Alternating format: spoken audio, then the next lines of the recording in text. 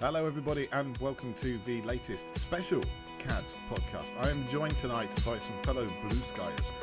You might not know the names, but just in case, Bluesky is the latest sensation ripping through the internet, where we actually get to talk about stuff without being stomped on by toxic, hateful people that we don't want to be in conversations with to start with. I've managed to get two of my favourite Blueskyers here with me tonight, and you're going to get the chance to know them as well.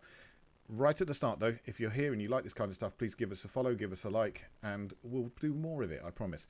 But let's start with Owen. Hey Owen, how you doing? Hi, Stu. I'm good, thank you. I am can be found on Blue Sky at ownbrand.bsky.social, I think it is. I've been on there for a little while now, for a few months. I'm a former Twitter refugee who found that place was getting a little bit hard to take, so I migrated over with many of the other decent people from Spurs Twitter. We've now got a really nice little community over there. We do indeed, and one of those is Ian. Hey Ian, how you doing? Hello, Stu. Thanks for inviting me on. I'm Ian. You'll find me at ian.coys.social on Blue Sky. I also run Spurs History, which is spurshistory.bluesky or .bsky.social, I think. And I won't go through all the other things that I run. I have moderation lists that I run, starter packs, official supporters clubs lists. It's quite a lot now.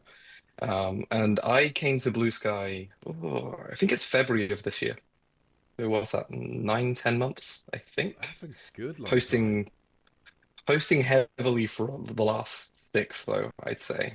I was not a Twitter refugee, though. I came over from Reddit, where I like the r/coys experience, but sometimes can be heavily toxic at times, especially after a defeat.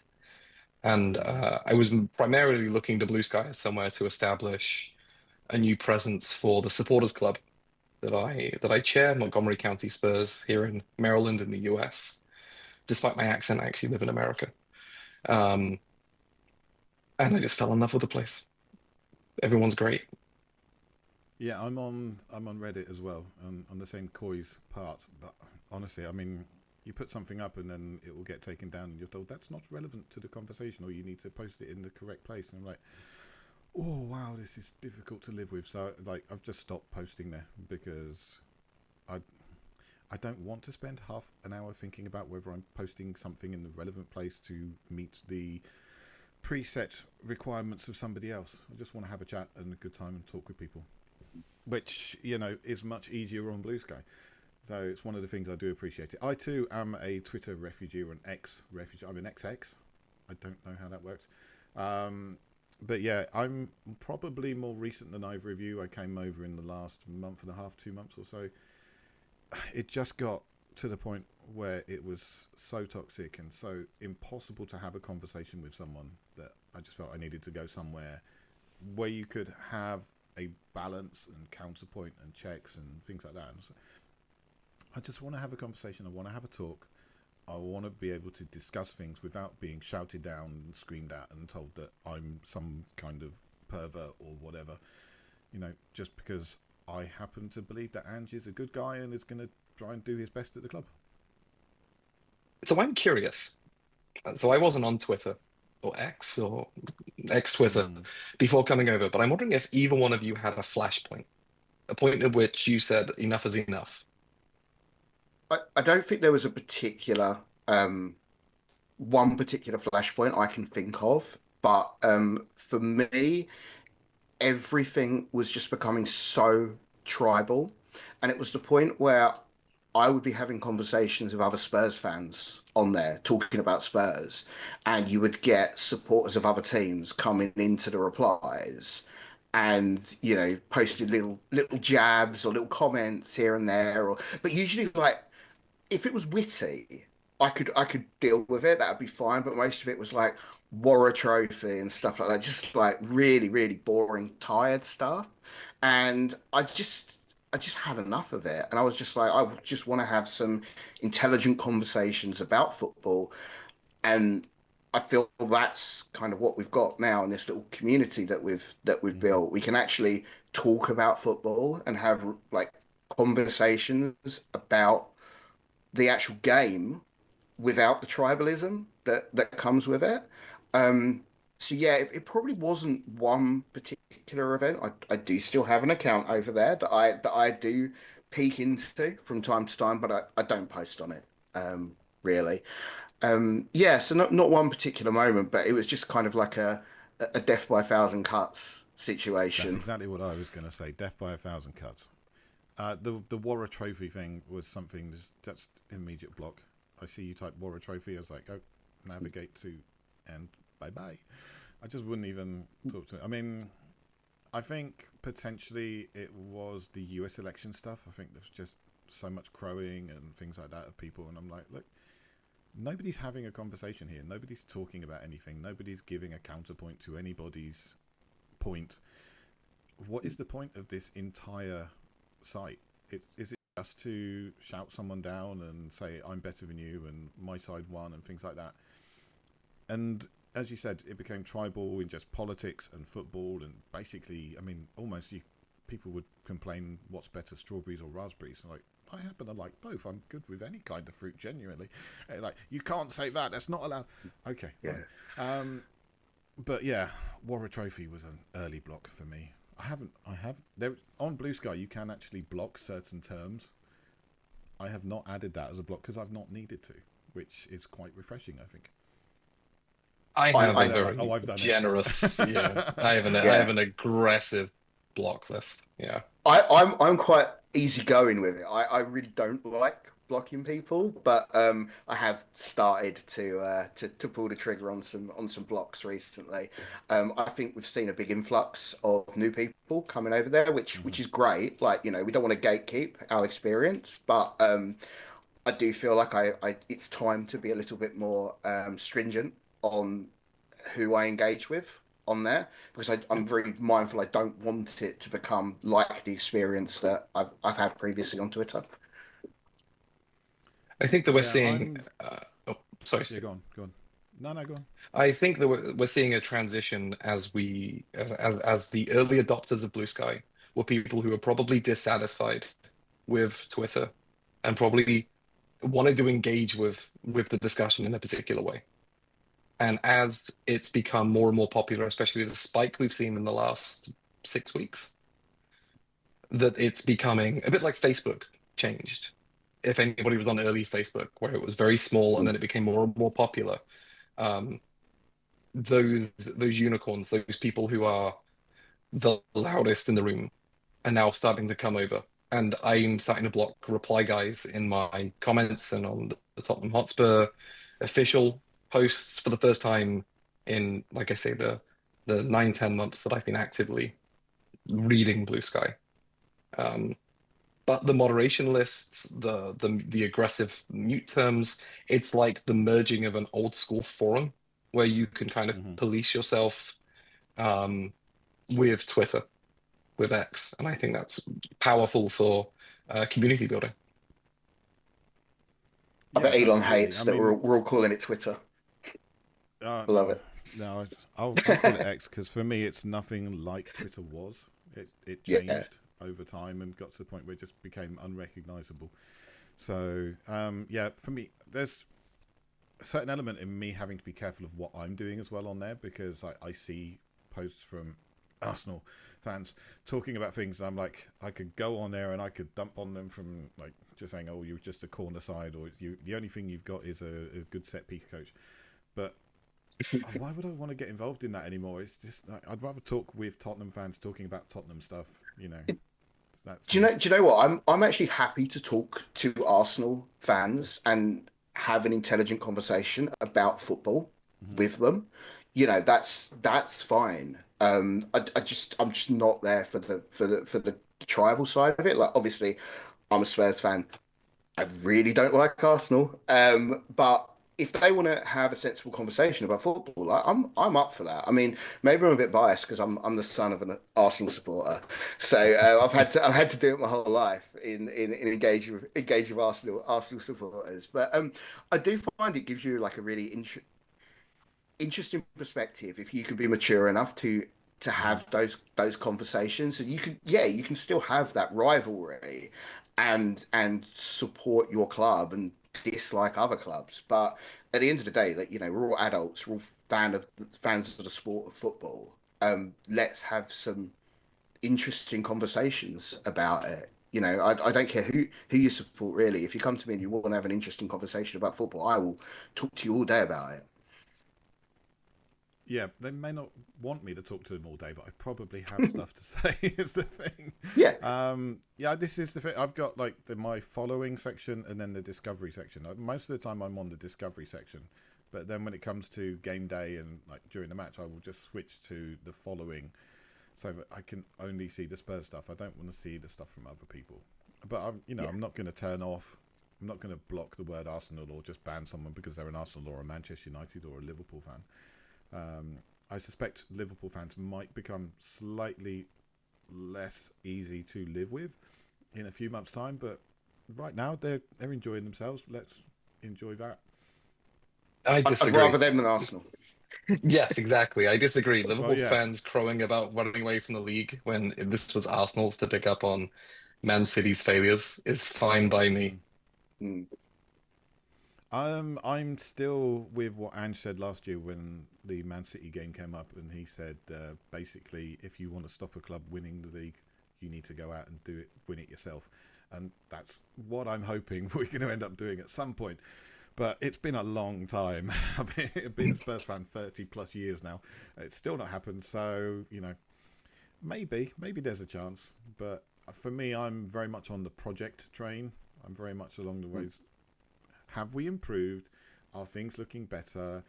But also I try and look at it from a slightly more analytical point of view and say, right, not just have things improved, but could they improve even further?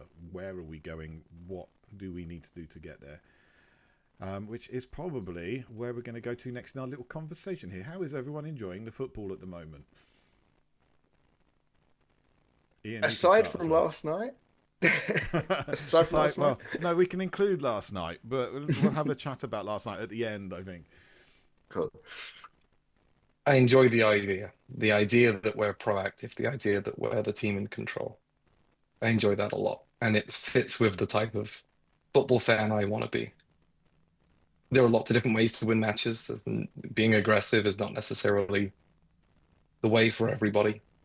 Control comes in many forms, but I really like being on the front foot. I really like keeping the ball around the opponent's goal. I just wish we could put it into the goal slightly more often. Yeah, on a slightly more regular basis. Would be lovely. Owen, how are you feeling? I'm kind of with you, Stu, on the fact that I'm seeing it as a project. Like much like you, I've supported Spurs for a long time, and I remember the really bad times. And let me tell you, the way we're playing now doesn't touch the late 90s, early 2000s sort of football that we were seeing at Spurs. I'm happy with Ange. I think he's a manager that people should be getting behind. I think he's got the right attitude.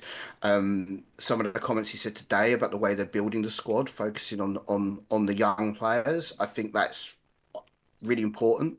And I really believe in that. And I think it's something we've neglected in previous years, which has led us to have troubles with the European squad.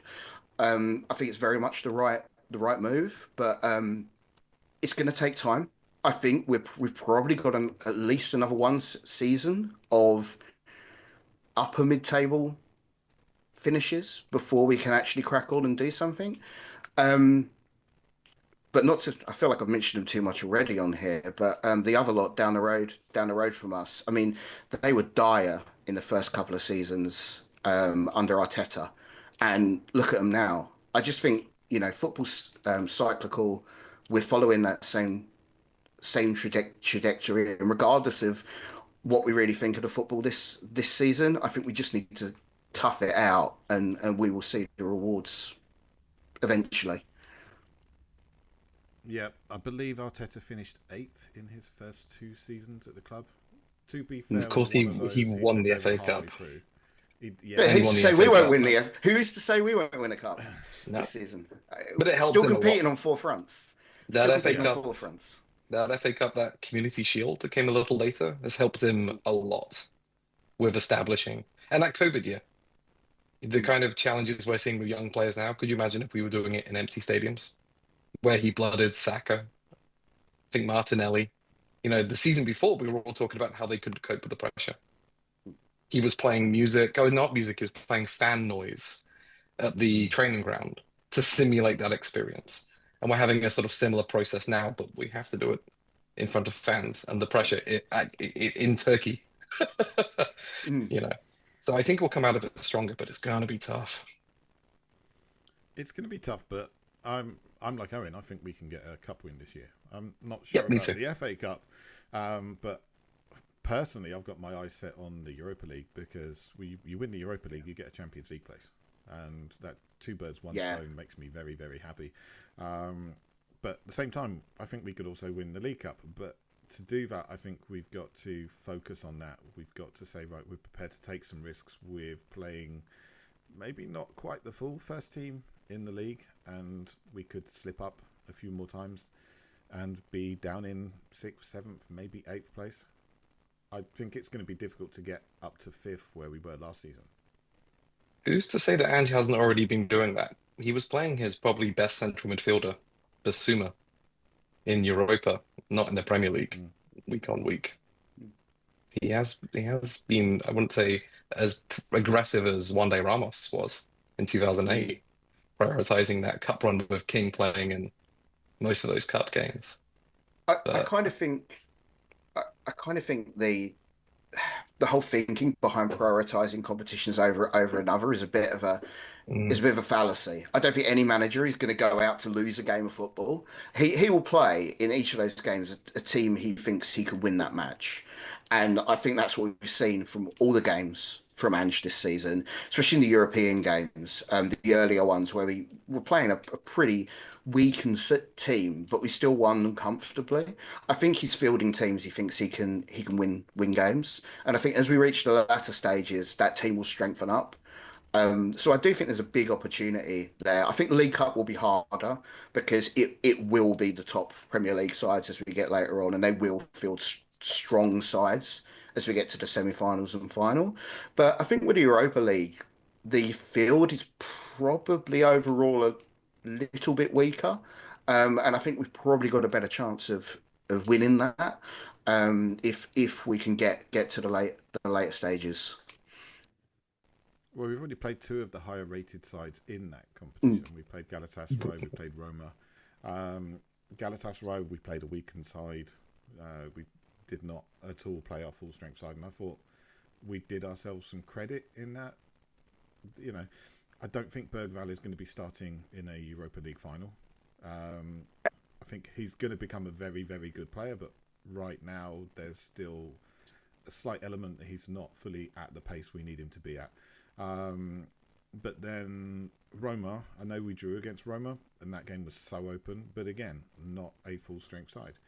And hopefully, if we do get through to a cup final, a Europa League Cup final, hopefully we'll have a full team to choose from. That would be the dream, obviously, because I think if we've got the full team to choose from, I don't think there's a side that could beat us as long as we've got the mentality right on the day.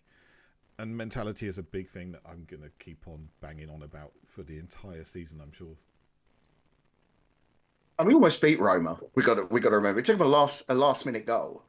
Um, we arguably should have won that game, and they were playing from what I understand was their strongest side with a wealth of Mm. experienced international players in it.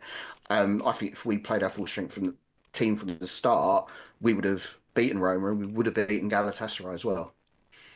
Yeah, I agreed. think I think Yeah. Europe is going to be a nice respite from the league at the moment. It's going to be tough.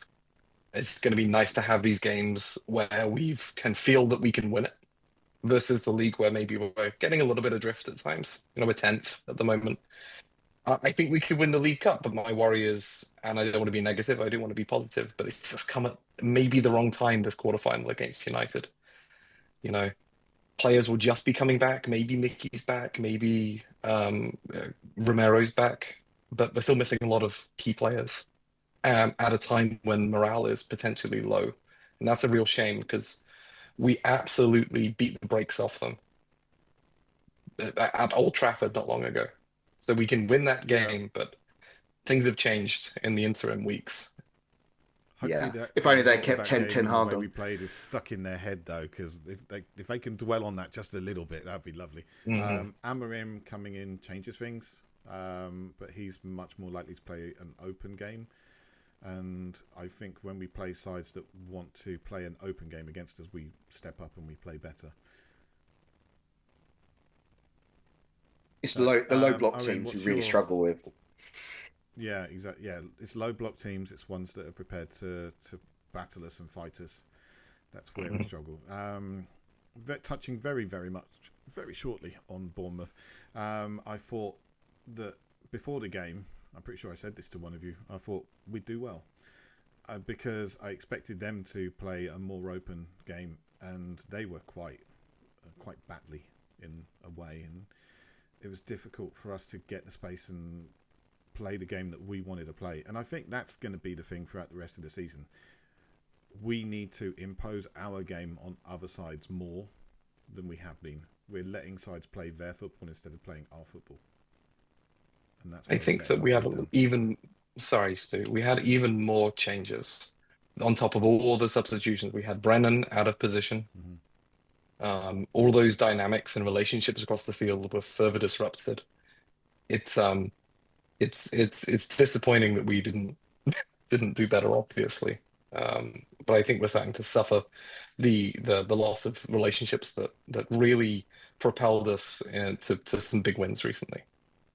That was my take. Yeah, Yeah. Brennan down the left really did not work. He just kept turning inside and just running into trouble. It just didn't work.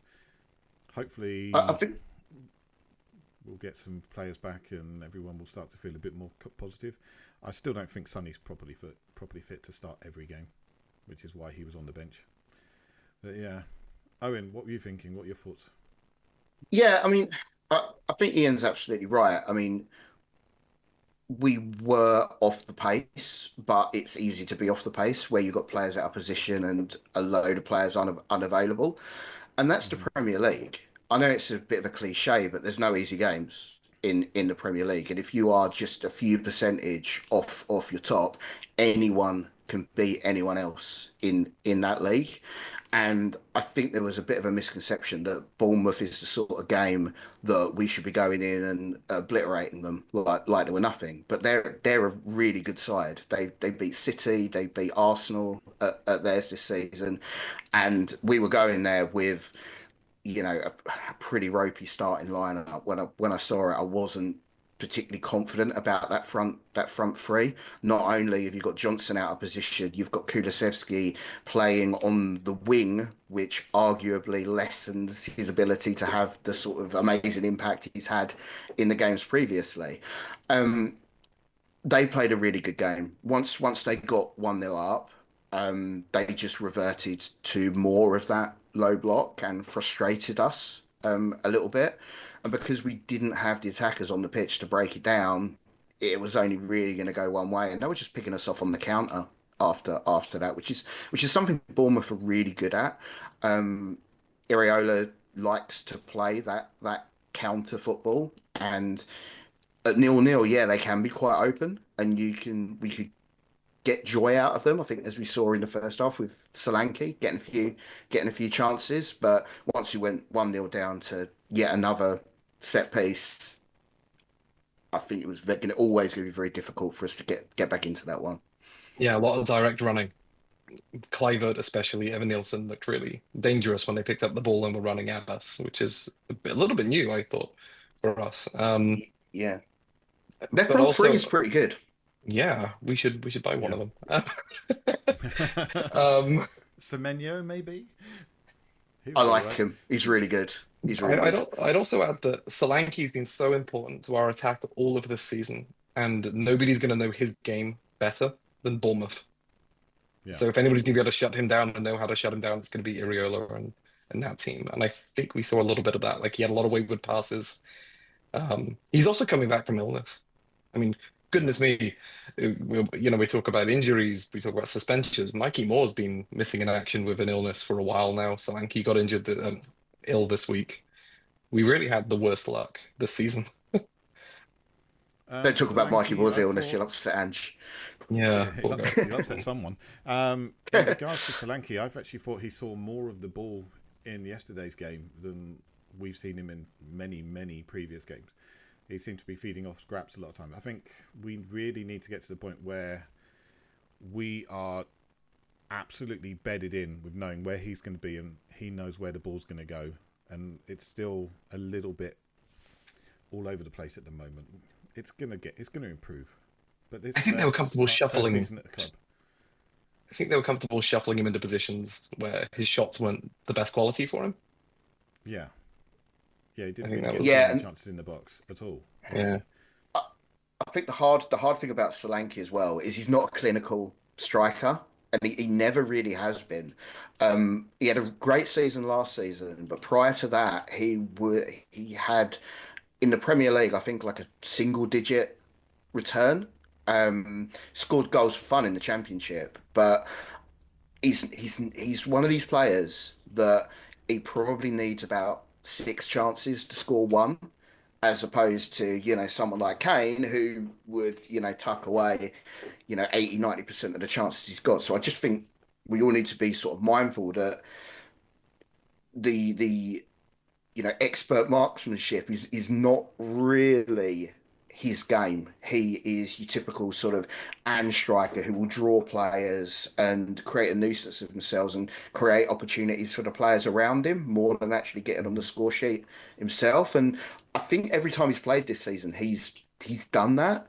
Um, we just kind of need more of the other players to put the ball in the back of the net. Johnson's done well, but we maybe need someone else to step up and just score a few more goals, I think. Yeah, Sonny's got what, 2 goals on the season? Is that right? Three, Three, I maybe? think. Might be I think he might have got three. free. Yeah. It's you could count them on Um, one hand, I believe. Mm. and his expected XG has gone down again this year. Which, I mean, he's getting older. For me, he's still a very, very good player. Who walks into the side, really. Yeah. But we do need to look at it and say, right, what are we going to do when he ages out? Because we're getting to a point now where we have a very small number of players who have serious levels of experience. And below that, we've got some players who are new to the club, new to the league, and also very, very young. So we're going to need to build that experience back up. And that's going to be an important thing because I think that's partly what's contributing to our inconsistency. It's just I not think we need to buy a having the right superstar. mindset, the right mentality. A I superstar? think we need to. Yeah, Yeah, I think quite so. I think pricey. that's what's needed. If I'm honest, if you replace Son with anybody, I don't think any of the lads that I've seen coming up quite match up to him. Moore's a little early.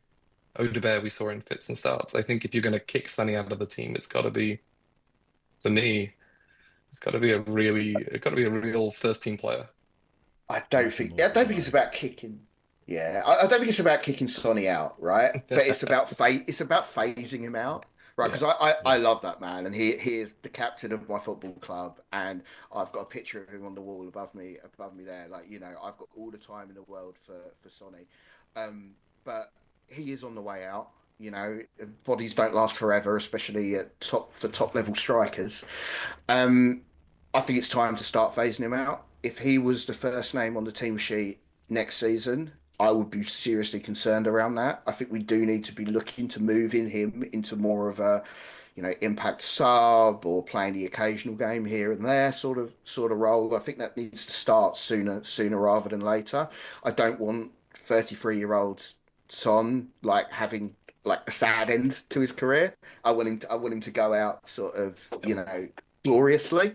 And if he does want to move on and go and play in the MLS or the K League, something like that, we should, encourage him and move him on at the right time.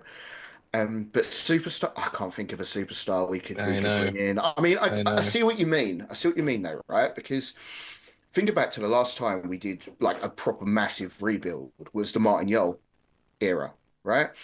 Um, Interesting. and we had Edgar Davids come Pochettino. in then. We had a rebuild under Yeah, Pochettino as well. maybe. But in terms of the superstar, I'm thinking about is Edgar Davids that came in that Yol period. Yeah. And he took us like he was like the driving force. Like whether he actually did a lot for us on the pitch or not, just having him around was like a real statement of intent to say, well, we've got Edgar Davids and we can build a team based on that. I kind of agree with you. I think maybe we do kind of need one of these like talismanic elder statesmen just to come in and be that guy for a little while and give some of that experience to your Bergvals and your Greys. I don't know who that is, but I Yeah, see what me you're saying. neither. And I was thinking a little younger actually, because I think that, it's nice to have, just as a fan, it's nice to have that experience of having that player that every kid wants to have up on their wall. Like that is Sonny at the moment, and I would love to see us bringing in somebody who's going to be the next poster on the wall of an 8-year-old boy or girl's bedroom. It's such a romantic way of looking at football, and it ignores team play. But I think that guy who can put the team on his back a bit like Kulusevski has, and I think drag it's us to a win. Well, a I, second one would be nice. yeah. I could see that being Archie Gray in future. Not to put too much on the kids shoulders, but from what I've seen of him, like in interviews and in the work he does with the club, with the charities and things like that, he just seems like really intelligent, really like good lad who, Mhm. if he fulfills his promise, could be a superstar. He could be that kind of like club captain, maybe even England captain, and I just think he's got it in him. I see a lot in that kid, and I'm just happy he's here. He was bright yesterday. He was a bright spot in an Mm, otherwise pretty dreary game. He loves that shift from his right to his left or his left to his right when he's under pressure to get out of trouble, um, which is very Ange Ball-esque, like a defender trying a little trick to get out of trouble. But I hope you're right because he seems like a good lad. mm. Um, and yeah, I want somebody to become the next hero.